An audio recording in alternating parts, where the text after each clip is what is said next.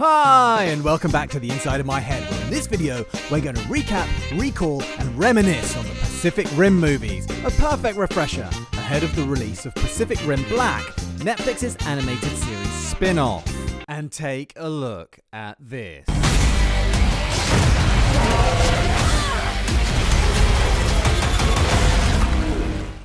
Whew, that was a hell of a trailer, and you know what? Give me a like if you're excited for Pacific Rim the Black, because I am, and if you're in need of a quick recap, you're in the right place. In this video, I'm going to recap the original Pacific Rim, and in a couple of days, I'm going to drop a review and a recap of Uprising. Can you believe that the original Pacific Rim was released 8 years ago now? So let's blip back to 2012 for a sec, a world where Obama had just been re-elected, the first Avengers movie had just opened into cinemas, the sale of kale was about to skyrocket, and the ban on employees having moustaches at Disney World was finally lifted. Victory! All of us were floating happily, yet aimlessly through our pointless, shallow lives, with one unanswered question at the core of our being.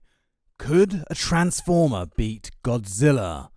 And until this question was answered, we would know no end to the darkness. At least that's how I felt. But luckily, the world gave birth to a champion, a man with a mind so mighty and a burning desire to answer such deep and meaningful questions. This man would not rest until he had shown the world what it had been yearning for. And in the summer of 2012, he brought us this. And although it was clearly inspired by the greats of the Mecha and the Kaiju genre, such as Voltron, Gundam, and Evangelion, Godzilla, etc., it was the rarest of breeds in that it wasn't an adaptation of a comic or a book or a live-action version of an anime.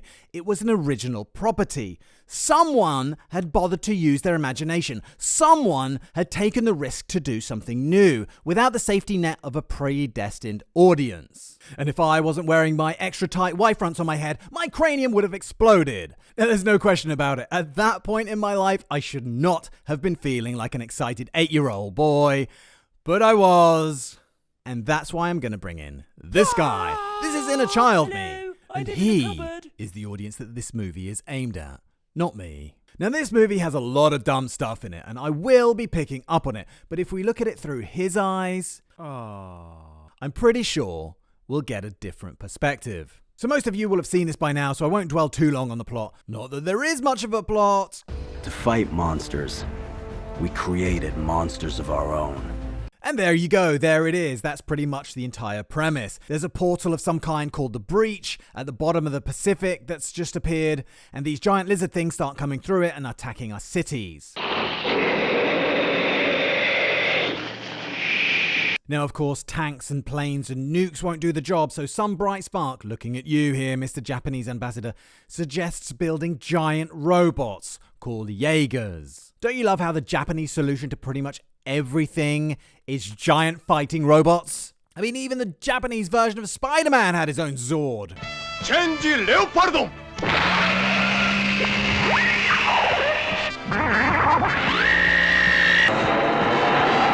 What's going on there? What does he need one of those for? Now, to operate these giant robotic behemoths, you need two pilots with a strong mental link. Ideally, siblings. They call it being drift compatible. So we focus on these two brothers and their Jaeger called Gypsy Danger. And this suit-up sequence is awesome, and not just to 8-year-old me, with the cool guys in cool jackets walking all cool to cool music. Cool! What's with the custard, though? Like, that's kind of weird. Why is there custard in their masks? And then they get into the head, which is dropped onto this thing. And look at this thing, it's awesome! It's got a turbine in its chest, and look how mean it looks, fucking hell. And you get a real feeling of the size and the weight of this thing in these early shots. I feel like in a lot of robot movies these days, particularly where there's a heavy use of CGI, let's take the RoboCop remake as an example, you don't get a real feeling of physicality, a sense that these are bulky, heaving masses of steel and hydraulics. I mean, look at the way this guy's somersaulting around the place like he's Neo in The Matrix and he can control gravity and time. Let's compare that with the original RoboCop. Every footstep looks and feels like it's a room shaker, and you believe that this thing could walk straight through a wall. So credit to the CGI guys for making Gypsy look awesome. Okay, back to the plot. It quickly becomes apparent that the kaiju are getting stronger, and that the first one that Gypsy has to fight is Category 3, the toughest one seen up until that point. It rips off Gypsy's arm, kills one of the pilots, and then the other guy just manages to get Gypsy back to land. At this point, the government, in all its wisdom, decides to mothball the Jaeger program in favor of building a big wall. We're going to build. We're going to build the wall. Yep, as if the Jaeger program wasn't wacky racist enough, these giant beasts who can devastate entire cities of steel and stone, they're going to be kept at bay by a big wall. A piece of infrastructure that literally would take years to build. So let's say somehow these things can't use their enormous weight to crash through the wall. They might be able to climb it, don't you think? Or dig under it? I mean, later in the movie, there's even a flying kaiju, so what use is a wall going to be then?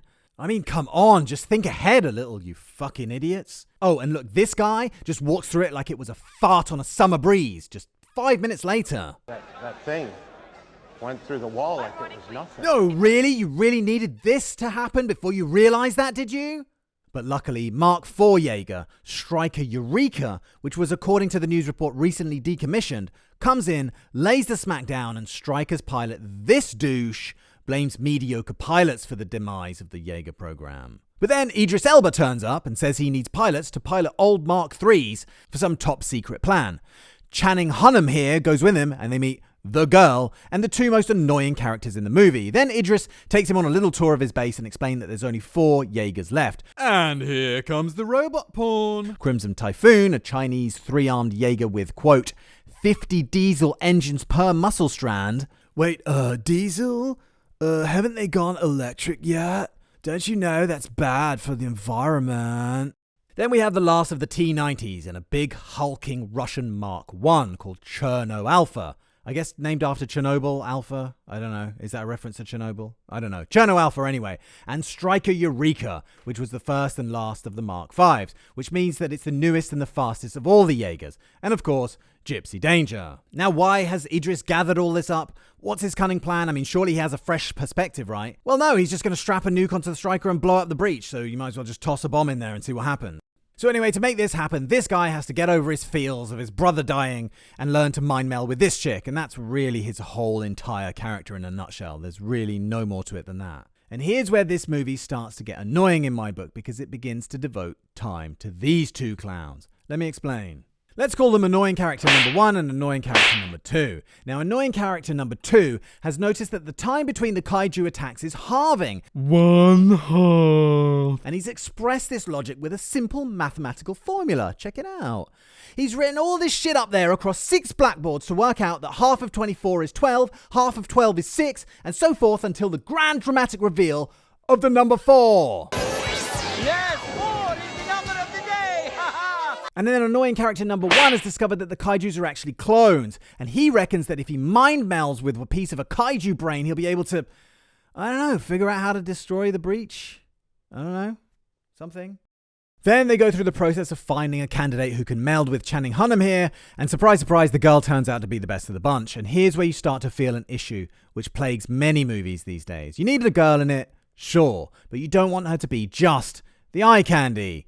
So you give her a skill set and an integral role, and that's fine, but they don't flesh it out particularly well. So the fact that she is just the girl becomes even more apparent and obvious. It's like they're aware of the problem and they try and camouflage it, but actually end up making it 10 times worse. Oh, shit. Anyway, here's also where you notice how bad some of the acting is, and unfortunately this movie does suffer from the quite common problem of awkward and ill-fitting human characters just detracting from what we all actually want. And, you know, let's admit it, it's robo-porn. Annoying comedy sidekick number 1 melds with the kaiju brain and sees that it's actually a race of aliens from another dimension who are sending these big monsters in a bid to invade the planet.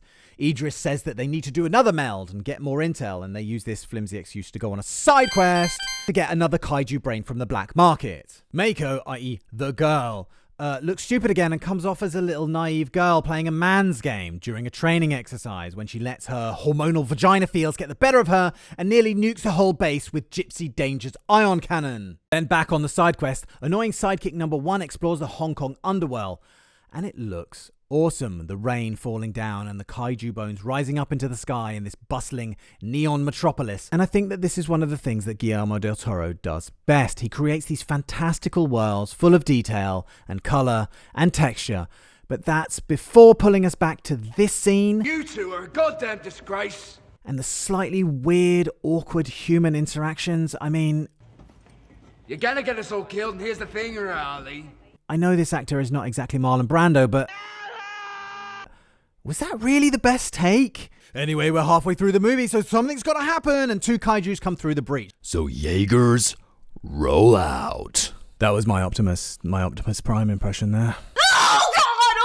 So Stryker is loaded up with the bomb, and Cherno and Crimson Typhoon take the fight to the lizards, all while Gypsy Danger is still in detention for the ion cannon incident. You see what you've done? See what happens when you don't control your hormonal vagina feels? Someone please mansplain to her why she has to control her hormonal vagina feels. Make the mansplain extra mansplainy. Crimson Typhoon gets his heart ripped out and Cherno gets acid spat in his face. And before Stryker can get in there to help, the second kaiju pounces and holds I can't speak anymore. Crimson Typhoon gets his heart ripped out, and Cherno gets acid spat in his face, and before Stryker can get in there to help, the second kaiju pounces and holds Cherno underwater, drowning the pilots and snuffing out its reactor's core. That leaves Stryker, but before he can blast out some chest missiles, he finds out the hard way that this kaiju can blast EMP pulses. Luckily, there's one Jaeger that's completely analog. Wait, is that actually possible? Can you actually have a nuclear reactor that works without any electric parts at all? Do you care, inner child? I thought not. Back to the pointless side quest, and they figure out that by drifting with the kaiju, the evil alien guys also saw into this guy's head, and now the kaijus are after him. Hey, maybe those kaiju are trying to find you. Why? No fucking idea, but one of the kaiju trashes Hong Kong just to get to him, whilst the bigger kaiju just kind of postures around Stryker. And what do the pilots of Stryker do? They shoot it with a couple of flares, and what did they think that was going to do again? Don't know. Anyway, Gypsy gets dropped off and the fight spills into the city, and it's epic with all the neon and Gypsy picking up a boat at one point.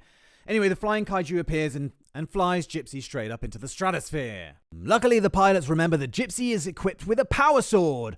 Where this sword has been the whole time, I mean, it might have actually come in useful here, or here, or here. I mean, what was it, a last resort sword? I mean, an only use in case of emergency sword? Or more likely, let's hold something back for the climax of the movie sword. Anyway, Gypsy finishes off that kaiju and it's pretty cool. That leaves us with only 2 working Jaegers to carry out the mission with the bomb. Anyway, one of those kaijus must have been preggers, because there's a baby kaiju attack which is almost completely pointless and clearly to give annoying comedy sidekick number 1 something to do, and especially pointless as the baby manages to strangle itself with its own umbilical cord. Comes back to life briefly to eat this dude before, yes, strangling itself again. More bullshit with these knobs. By Jove, we are going to own this thing for sure! Then Idris gives his "Today is our Independence Day" speech. Today we celebrate our Independence Day. And off they go to blow up the breach, but that's before these 2 geniuses realizes that the breach can tell if you're one of them or not, so the plan ain't gonna work. 3 more kaijus appear from the rift, a Cat 4 called Scunner with these bullhorns, a Cat 5 called Slattern with all these tentacles, and then a third one called Raiju the kaiju that's kind of like an alligator with a face within a face type thing, and Gypsy cuts that one from face to belly and it's awesome. Stryker tries to take out both remaining kaiju by blowing itself up, but their sacrifice is completely in vain as there's still one left after the explosion, and Gypsy tackles it and pushes it down into the breach while flaming it with the turbine in its chest. Gypsy then falls all the way to the other universe, and we get to look at the aliens up close before Gypsy's reactor self-destructs and Channing Hunnam ejects, narrowly escaping the collapsing breach. Channing Hunnam kisses the eye candy, and then the movie abruptly ends. I think I said I was going to briefly describe the plot, didn't I? Yeah, sorry, I got a bit carried away maybe. So, inner child, how do you feel? Oh my god! Oh my god! Oh my god, it's real! Well, there you go. So that's his point of view. From my point of view, the best things about it were the design elements. And what I mean by that are the set design, the robot design, the fight choreography, the camera choreography. In all those departments, Del Toro is a veteran and he's great at it. I mean, look at some of his stuff from his other movies. Where this movie falls down, pretty hard actually is with the human element. And as I said before, it's full of clunkily scripted dialogue and shallow characters. And as with Transformers, Grab my stick, grab my stick! What? She's got the best hands in the business. and the worst culprit for this in my book is the Star Wars sequels, Love won't save you, Padme. Only my new powers can do that. you get the feeling that the characters are kind of afterthought and only rushed in to fill the gaps between robot battles or plot points or whatever. So it's a hugely flawed movie, with the plot itself coming down to big monsters coming out of a cave, so we're going to blow it up to stop them. But you can't deny the spectacle of it and the sheer fun factor. And coming back to the fact that it's an original property, you know that it's been built from the ground up by people who know everything about robots but are kind of afraid of girls. And despite the flaws, it has some sort of nerdy charm that holds it all together. Somehow, you can feel that this has been made by people who genuinely love the mecha and kaiju genres, and that passion somehow reverberates out. So there's definitely a place in my heart for it, even as cynical and jaded as my old heart may be. Isn't that right, fella? Mr. Normal Person, he's completely normal.